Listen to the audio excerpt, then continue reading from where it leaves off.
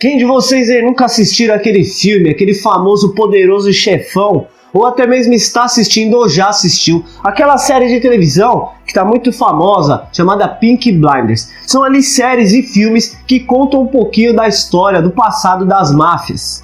Pessoal, mas ao contrário de outros filmes aí, estas séries ou mesmo o filme do Poderoso Chefão mostra uma realidade que pode realmente ter existido. Claro que algumas coisas são pura ficção, mas a grande parte da história é real. Pessoal, então é isso que iremos te contar agora. Então, como vocês aí já estão cansados de saber, deixa o like aqui no vídeo, se inscreve no canal e, é claro, ative o sininho para receber notificações aqui dos vídeos novos do canal. Sem mais delongas então, roda essa vinheta!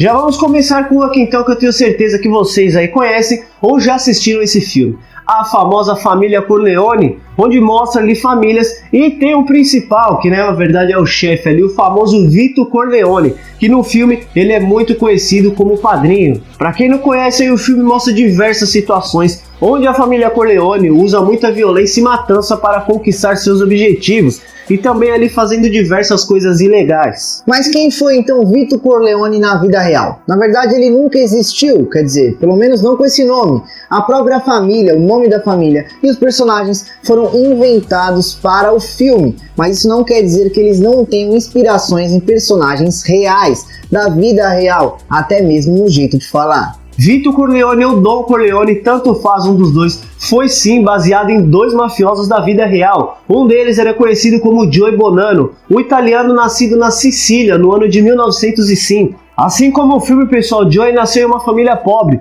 logo depois então migrou para o país dos Estados Unidos, tempos depois conseguindo se formar um dos maiores mafiosos da história. Inclusive tem até um livro que escreveram aí sobre os mafiosos mais perversos da história, e a escritora deixou um lugarzinho ali especialmente para Joey. Ele era um contrabandista de bebidas alcoólicas, um assassino profissional, agiota, extorsionário e dono da máfia local. Para ele, a melhor coisa do mundo era ser respeitado. Antes de tudo, ele se considerava um homem de honra, um homem de respeito, e manter as tradições para ele era o mais importante. A boa reputação vinha antes de tudo. Outra inspiração também, pessoal, para a criação do Don Corleone foi o mafioso chamado Frank Costello. Isso foi dito pelo próprio Marlon Brando, para quem não sabe aí, foi o ator que interpretou o mafioso nos cinemas. E Frank Costello era muito conhecido no meio mafioso ali como primeiro-ministro, sendo uma pessoa muito discreta, não chamando atenção pouco para ele e muito menos para a máfia.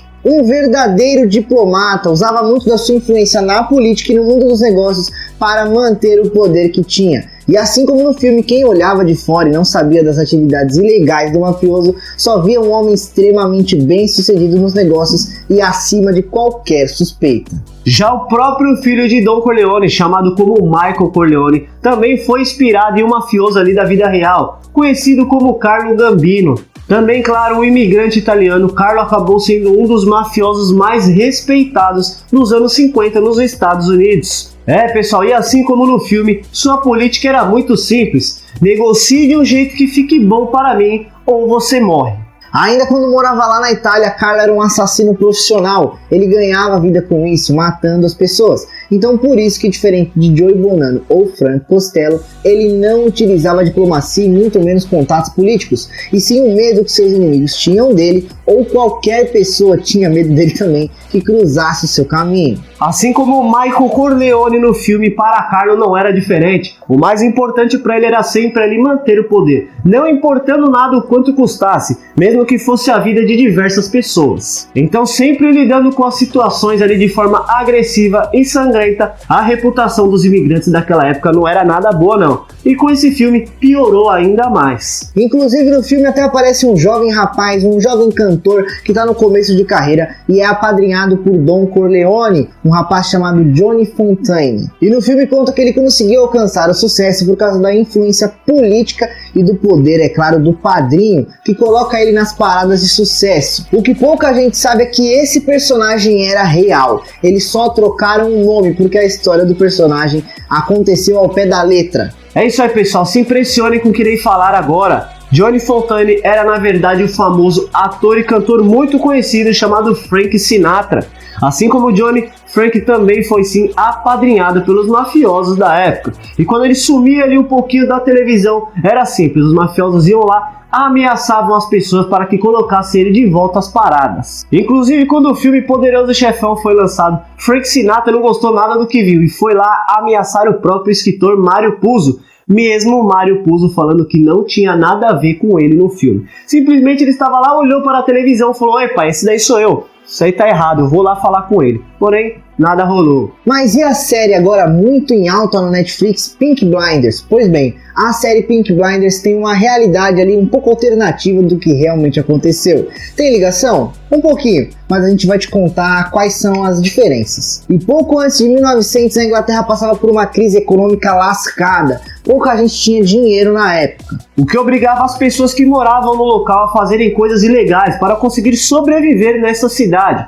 Dessa forma, formando diversos tipos de gangues que controlavam os territórios de forma muito agressiva e violenta. E foi nesse exato momento que surgiram os Peaky Blinders, uma gangue formada em Small Heath, um dos locais mais pobres da cidade de Birmingham, assim como na série. E uma das principais características da gangue era o jeito de se vestir, completamente diferente das outras gangues da época. Eles se vestiam com boinas de terno, completamente na estica e tudo feito sob medida.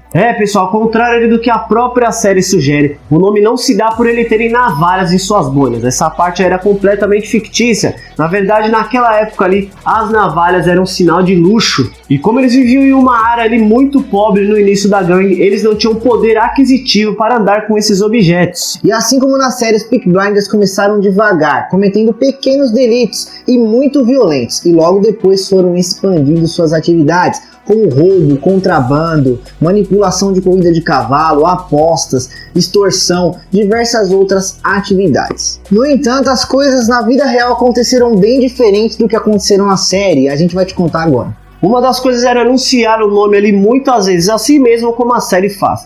Sempre que um deles cometesse algum crime, diziam ali que eram por ordem dos Peaky Blinders, mesmo que isso não fosse necessário na vida real. Pessoal, mas não era algo muito difícil de se imaginar não, certo? Mesmo que somente naquela época na Inglaterra eles se vestiam dessa forma, eles eram muito conhecidos ali, reconhecidos facilmente pelas gangues e até mesmo pela polícia. Os Peaky Blinders começaram a crescer cada vez mais, cresceram financeiramente e também até na política. Cresceram tanto que acabaram chamando a atenção de uma outra gangue ali da mesma cidade de Birmingham, os Birmingham Boys, que eram ainda maiores que eles e mais influentes, e liderados por Billy Kimber, assim como na série. No entanto, a história dele com o Thomas foi um pouco diferente na vida real. Billy Kimber não perdeu seu posto para os Blinders. Na verdade, foi completamente ao contrário. Os Birmingham Boys tinham alianças com outras gangues da cidade, gangues das regiões e até mesmo gangues de judeus que controlavam Londres. Então, depois de diversos conflitos com os famosos Peaky Blinders, eles conseguiram fazer eles se mudarem para o campo, abandonando completamente a cidade. Com os Blinders fora da jogada, então, passando um tempo, os Birmingham Boys acabaram perdendo também o seu posto. Adivinha para quem? Para uma outra gangue italiana controlada por Sabini, assim como na série. Charles Darby Sabini, foi ele quem consolidou politicamente a sua gangue em Birmingham, colocando todo mundo para correr.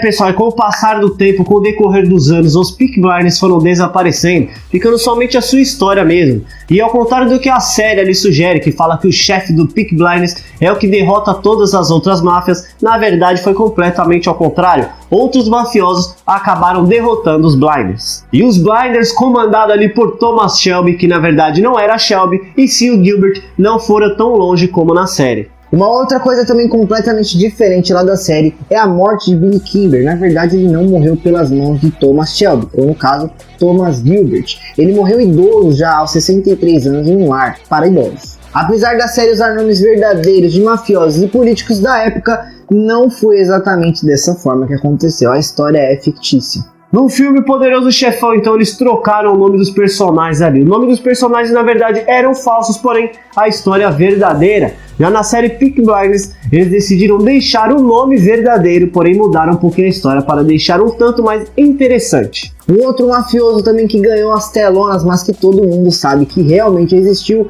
foi o mafioso Al Capone, um brilhantíssimo homem de negócios, gerenciava diversas coisas legais, porém também ilegais. Apostas, agiotagem, prostituição e principalmente o comércio e contrabando de bebidas alcoólicas durante a Lei Seca, que era uma lei que não podia beber de jeito nenhum nos Estados Unidos entre as décadas de 20 e 30. Durante muitos e muitos anos, o famoso Al Capone conseguiu de uma vez por todas se livrar de acusações que estava recebendo, acusações até mesmo das autoridades. Por quê? Porque ele tinha uma forte influência política na época. Isso tudo porque ele tinha uma grande parte em corrupção e que ele também controlava ali todas as facções criminosas da época. Porém, no ano de 1931, ele foi condenado e preso. Primeiramente foi preso em uma prisão em Atlanta e depois foi transferido para a famosa Alcatraz. Ficou 8 anos preso e depois foi solto por complicações de saúde. Ele havia contraído sífilis, tuberculose e estava desenvolvendo problemas psíquicos. No ano de 1947 ele veio a falecer depois de ter uma parada cardíaca em sua casa em Palm Beach. Pessoal, então comenta aqui pra gente o que vocês acharam desse tema e se vocês aí conheciam alguma dessas histórias. Não se esquece de se inscrever aqui, deixar aquele like maroto e também, é claro, ativar as notificações. Agradecemos novamente a sua maravilhosa companhia de estar aqui conosco até agora. Não percam o restante dos vídeos no decorrer da semana, tá? Um grande abraço, até a próxima e tchau, tchau.